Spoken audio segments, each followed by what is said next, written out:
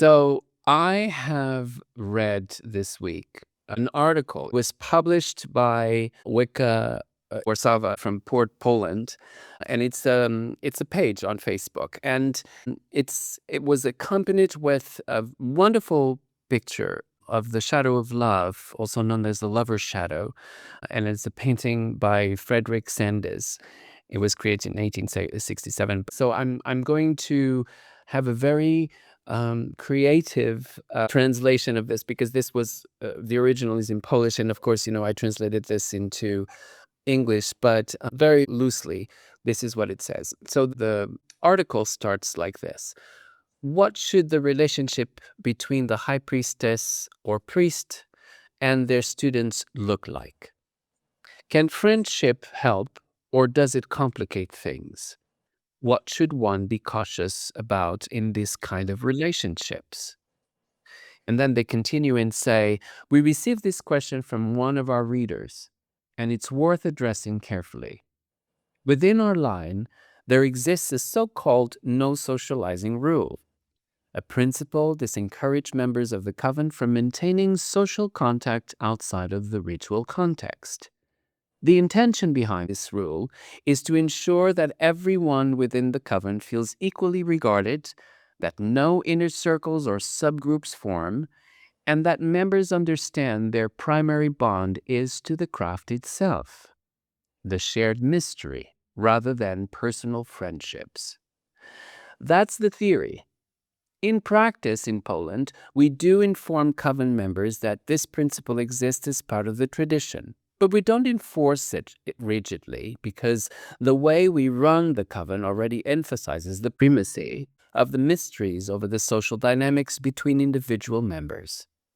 As for the relationship between the high priest and high priestess, and their students specifically, in our view, the foundation must be mutual respect. When both sides genuinely respect one another, love, friendship, or the absence of either needs not to be an obstacle to the transmission of the mysteries. This may sound obvious, even trivial, but in practice, respect is surprisingly easy to lose sight of. We've seen cases where students treat the guidance of a high priest who happens to be a close friend with carelessness and disregard. Equally, the instructions of a high priest with whom no personal rapport has been established can come to feel petty or unfair. Respect must flow in both directions. If a high priest or high priestess finds that, for whatever reason, they are unable to genuinely respect a student or group of students, the wise course, in our view, is to arrange with mutual consent for that student's transfer to another line or working group. Many of the difficulties that arise from varying types of social relationships simply dissolve when both parties remember. During coven meetings, we are priests and priestesses of the old gods, and everything else becomes secondary to that. What do you think about this? We had actually decided, Ellie, to talk about magic today. And we're going to talk about this, which I came about, and then I surprised you with it. Why does it work this way? Why do the gods direct us in the right way, Kerrigan? Because the gods are smart and they know what we should talk about. And this conversation today is so important to the topic of magic later. And next week we'll get on to that. So let's really focus on this topic today. Two important things come to mind right away. One of the advices from Israel Regardie, who's the man that really brought the Golden Dawn working back to life and published work and really worked to train people properly. His first recommendation for anyone studying any of the occult arts: go to therapy first. Go get your ego balanced, get your own mental health in order, understand yourself well, become mentally very healthy, psychologically well, because the work in the occult is powerful, and there's a tremendous amount of energy raised in whatever style you're doing, and you're working often with others, and you need to be really aware of the way the human psyche works and the psychology works. So that's the first thing that came to mind, super important, and I have lots of ideas about this whole theory about the no socializing rule. Another idea is that when you go to work for a company or a business, one of the main rules that HR tells you is not to date your coworkers. Well, or your boss, and your bosses should never date their employees. Why? Because it's going to bring about favoritism, cliques, unfairness. It's not going to look good to the rest of the workers, and it's going to disrupt the patterns and the energy of the working group. And so I would apply that immediately to any magical group. And we can really get into this, but I have seen so much evidence, not just recently in my Alexandrian journey, but many years before, going to different groups and trying something out or seeing what the people were like, open events and seeing everyone psychically and thinking, wow, these people are such a mess. They are here for all the wrong reasons right in the get-go. How many times have you seen a person who doesn't have a lover or they don't have friends, they're not well balanced psychologically, and they want to join an occult group, not for the work, not for the work. They have no idea what the actual occult work is about because they're desperately seeking love, friendship, acceptance. And I even say to people, don't start your journey with that in mind. In fact, the Hermit Tarot card is wonderful for that. You really need to go do the work and then go back home immediately and stay in more isolation from the people that you work with spiritually because it gets unbalanced quickly. But people don't learn that rule about energy exchange, psychological complexes develop, using the power properly, and you can talk about that more. But right away, don't you see it happen so fast? Things get messy, and then the whole group breaks up. Many groups breaking up because of this rule not being followed. And of course, this is such a clever way, and such a wise way of maintaining integrity of the group, of the teaching, of the process of training. I have not yet seen a better solution for this. This is brilliant. Non-socializing rule is brilliant. And of course, it looks like a very rigid kind of thing. And some countries and cultures have problems with this. Naturally, they would have problems with this because their natural instinct is to have this wonderful communion of everyone, regardless. Let's go to lunch, let's go to coffee, let's talk about the craft, how excited I am to tell you about what I've just discovered. All of these things are really a very direct way of blowing up the common relationships in their training. There's other rules that we do follow, and we do follow them because they have proven to be true and to be a very good way to avoid any problems. And this is why we rely on experience of previous practitioners, because that's why we follow the rules of that they actually laid down. You don't have to follow the rule, but then you have to suffer the consequences of your own experience of this. And I've seen this, Ellie, more than one time, where people think that they know better.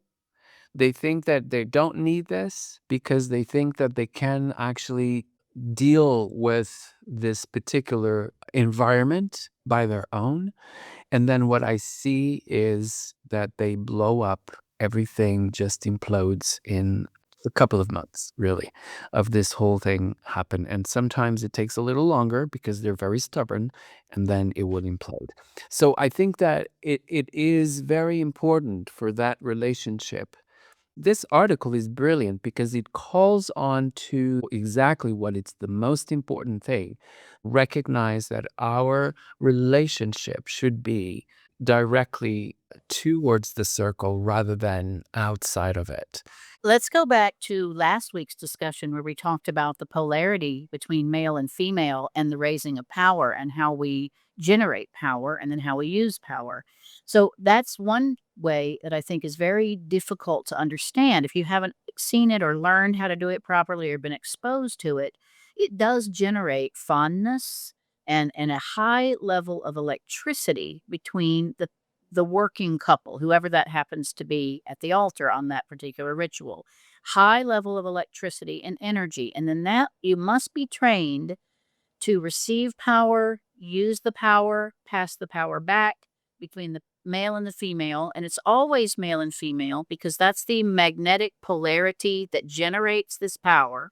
And then use it for the coven and for the community and for the earth. So it's got to be given out fully. And then because of the arrangement of that, that is the fertility of Alexandrian witchcraft, what we believe in. One of our mottos is we are a fertility cult. You are generating a tremendous amount of fertile energy. And that is like love and sexual passion. It is like that.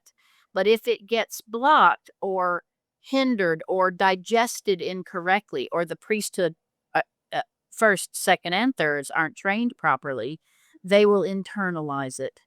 And then you have the messed up psyche that Israel Regardie is talking about.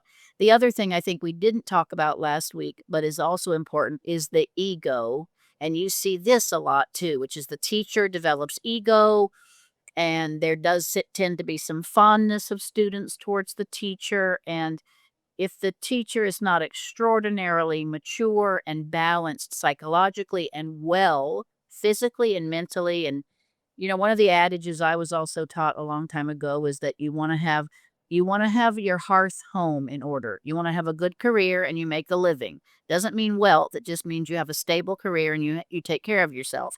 You're healthy in body and mind. You take care of your house. It is clean and neat. If you have family, you've taken care of them properly. All of that must be done, and you are mentally well before you start before you join an order or a school or any kind of occult training. And I think that's to keep the ego in check, because both of those things, the sexual attraction and management of the fertile energy and the ego power, get out of control so quickly. And we don't, I think that's true, we don't have enough training in that.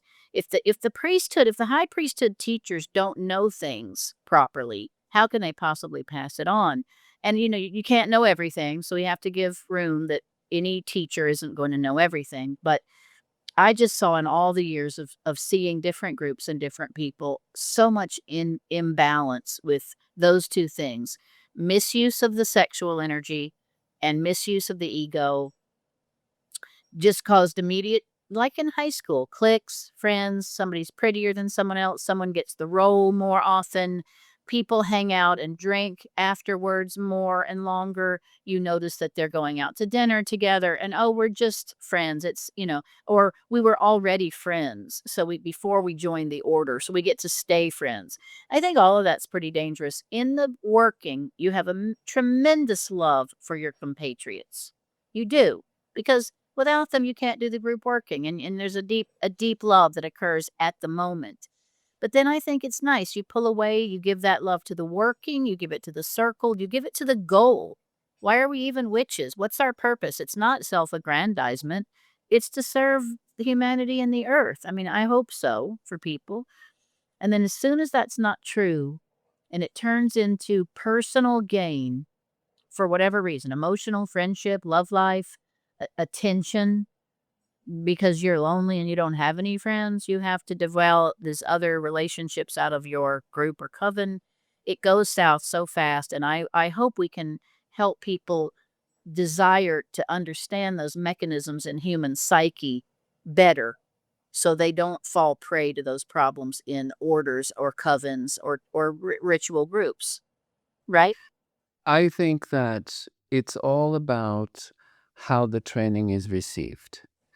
And fortunately enough, we have very devoted people with a lot of vocation. So we have people with vocation that could sustain this training and that could sustain this power and could sustain how to deal with the power and how the power circulates. And they understand it, they will use it correctly, they will know how to do it because they understand the dangers. There's also another kind which is those who will be very clever. They're not necessarily very devoted, or they do not have a lot of vocation, but they are very clever and very intelligent, and they do understand very quickly how things work and how to use them in their advantage. Those people have already their ego on and all of that. It is very common to see this. People with absolute correct use of the craft, and then others that are there. They look like they are using it correctly. They look like they know everything. They look like they know how to do everything correctly, and they do, but their intentions are not correct. You see, so I think that when we receive the training, there is two kinds of initiates that I think that will prevail: those who have vocation and they're correct in their intentions, and those who do not have the vocation and they are not correct in their intentions. Although we look at them and they look very devoted and very vocational. But what I see, it's the revelation of this mystery, which is revealed in the circle when they actually act upon that which was given to them in training. And then they really misuse this knowledge to their own gain, or to do something that other initiates do not even are aware in the circle that they're doing it, and they are doing it. And hopefully enough, there is an elder or somebody that is more experienced that will catch that very quickly and that would stop them. But it is about knowing how power circulates, how the training of power comes through, how to use that, but also looking at all of this and all of the priesthood that are very aware of this. They understand that there are rules that are set up for us to prevent mistakes and wrong use of the craft to prevail. And then there are those who will say, yes, yes, absolutely. And then on the back of their mind, they're working their own magic in the circle. So I think that we need a clever, experienced witch in every circle to kind of like pick up those clues and stop it right away. Because this is something that I'm seeing more and more and more. Clever initiates without any, unfortunately, because they're very good at what they do, but then they really know how to use things, misuse, I should say. Um, and they're effective on it, actually. They're very good at it.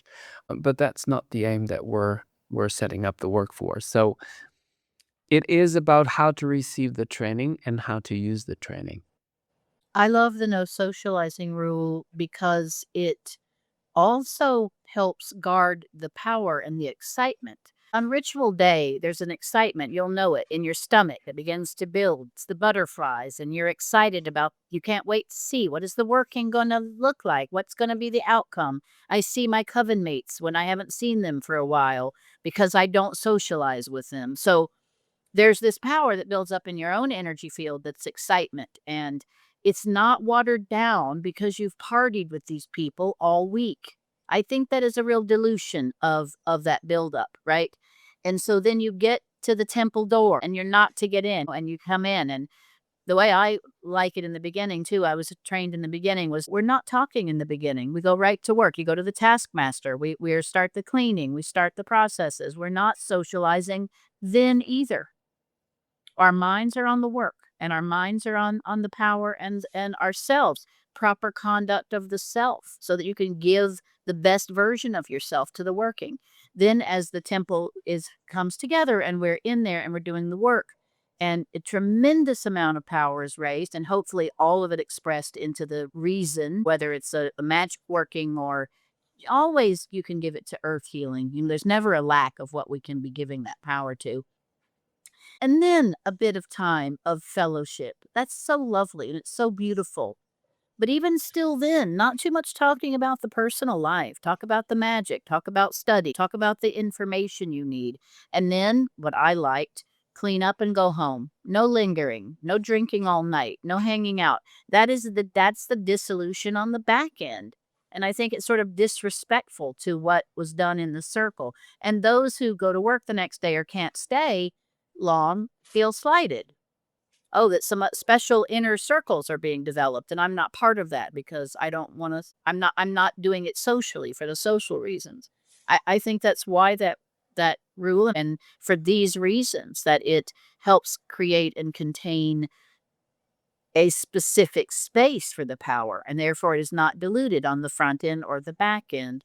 And I think that's just wonderful, and I believe that a lot. I also see, I agree with you today, now that I know a lot more witches than I did when I became Alexandrian. It's kind of going in two ways. There's the quiet, silent people that no one knows about that really love the work and are doing it with really devoted people, more in private.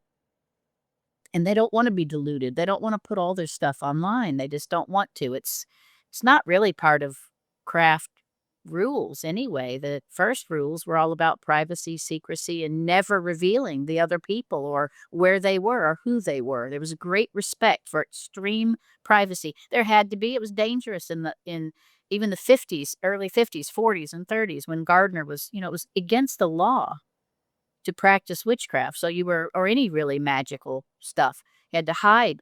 I like that side of it too. Today, there's this other, the TikTok, the Instagram, the Facebook, this giant public exposure, which I think is creating kind of these ego-driven witches and magicians. Let's not just say witches. It's equal across the occult world. I see it across the board, but the image of it, the look of it, and they do get it right. They sound great.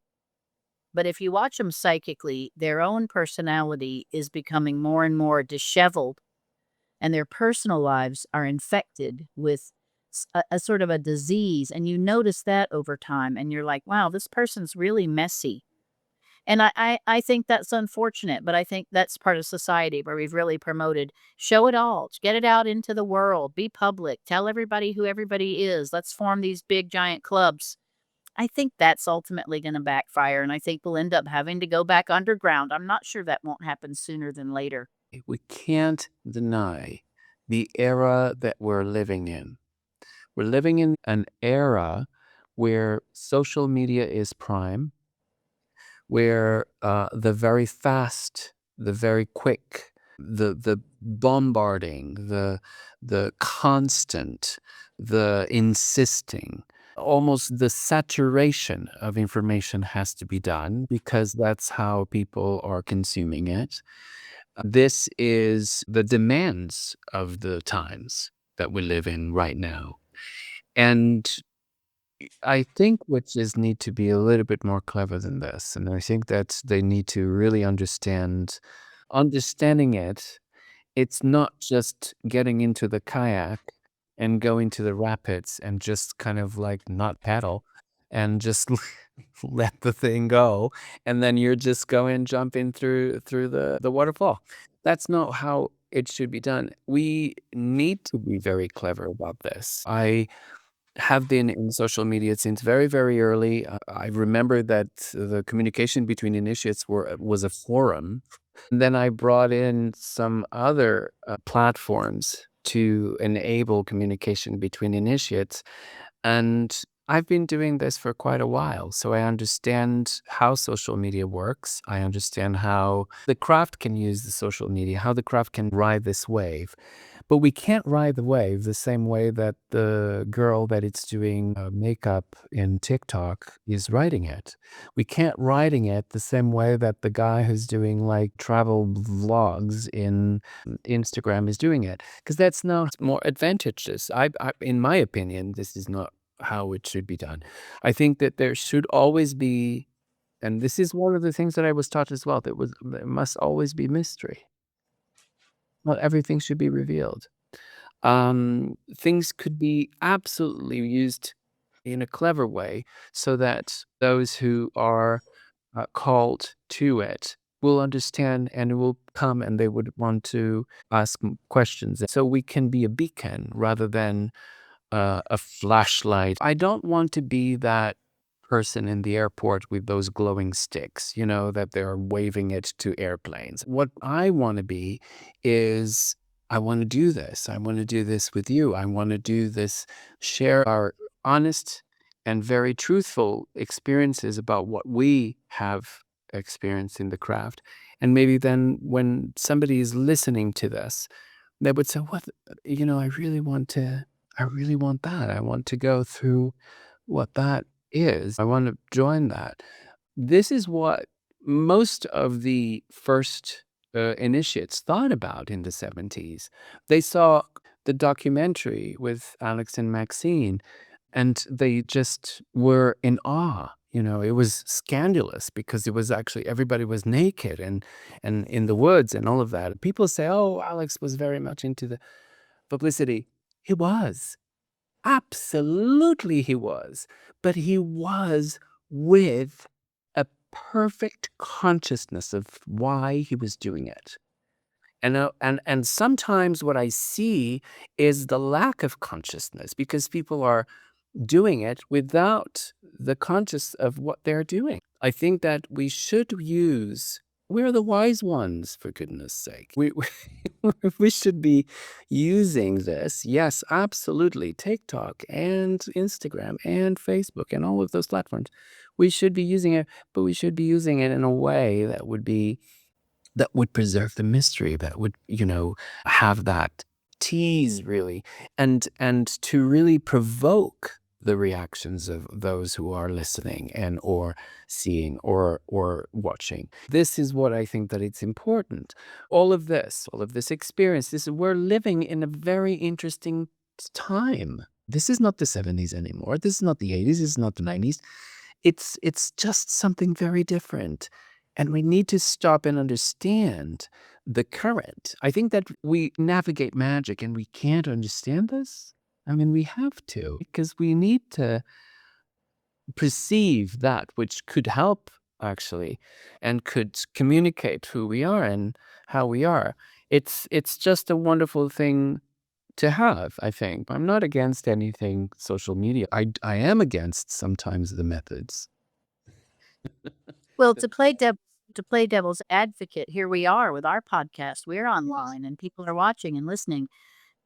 And I do think it matters about the intention. For me, in a very deep, tearful way, for I don't know, since probably middle school, I started to be able to read. I mean, like I read the first few magical things I read were Carlos Castaneda and Immanuel Velikovsky. These were like, and some Edgar Casey and some Jane Roberts because my grandmother and uncle were interested in those things. And they just turned on a button of there's help for me. There's teachers for me. This is a world, the occult world. We can just call it the occult world saved my life. It saved my life, and it has delivered over the years. I'm 61. It has delivered over the years a profound salvation and joy and personal enlightenment that I vowed that I would make sure I could offer it to others, not as a wise teacher or better than others, but that I could shine the light and point the way to these methods of deeper study and deeper work for humanity because they're our right. And they really were very prominent in the ancient world, ancient Egypt, ancient Babylonia, Greece, and Rome. There were mystery schools that before the orthodox mainstream religions, there were these small spiritual activities all over the world, like we've talked about shamanism and witchcraft and the mystery schools. And it was a beautiful opportunity to take your humanity to a higher level of authenticity and growth and experiencing what we really are built to be magnificent creatures. We're not very great right now, I don't think, but we could be. And so I just felt it was always an obligation to be a beacon for any sweet seeker that was so genuine and really wanted to see the opportunities. One of the things we've said too is when people come to us as a seeker, we try to show them all the different things that are out there, not just our way, and say, you need to look for yourself and you need to listen to the different voices and go watch the different people and see where you are drawn, see where you fit. So I love that with social media. You really have a lot more opportunity than we ever did, in the 70s, 80s, or even 90s to see the variety of people and their work. And I think that's super important, but at the same time, we get a lot of junk too to kind of wade through. It's like the Sears catalog at Christmas. There's a 75 pages of bras. You probably really only need 3, but you gotta look through all those and all the, lawnmower pages to find the one lawnmower that's right for your yard. That big catalog is the internet, but yeah, I am online and I'm very public, and my work is public as a psychic and medium, a healer. I'm advertising myself and showing that often. But the deep truth is if I could show one true seeker a path that healed them and saved them and brought them as much joy as studying occult teachings has brought me, then it's worth it and I'm willing to do it.